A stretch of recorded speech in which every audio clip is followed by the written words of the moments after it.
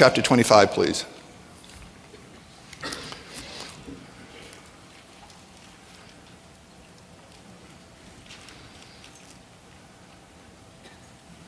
This is Mike Brown. He's the current WEC champion in the featherweight.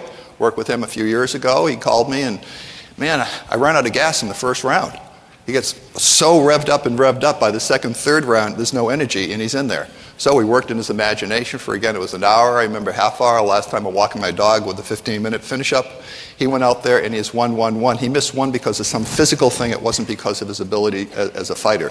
He now is the champion featherweight in the WEC. You can, at MikeBrown.com, you can find him. He's the one I told. There was a Popeye cartoon I saw years ago, and Popeye and Bruto. Remember the character? You've seen all that one. So what happened was Bluto made himself invisible.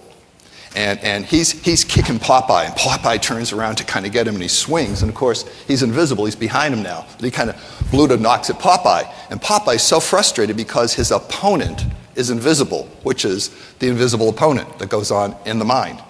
So he looks over, takes his spinach, and notices cans of paint on the floor. Popeye goes over, gets a can of paint, opens it, and throws it around the room.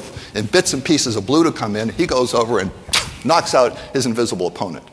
You have to make it, your problem, the invisible, visible. And the imagination says, duh. That's what the imagination is an advanced intelligence. When you're in there, you're talking to an entity, a consciousness that makes that left brain analytical thing we revere and think is the cat's meow. It is genius intelligence that is untapped into in our generation, has been in other times in history.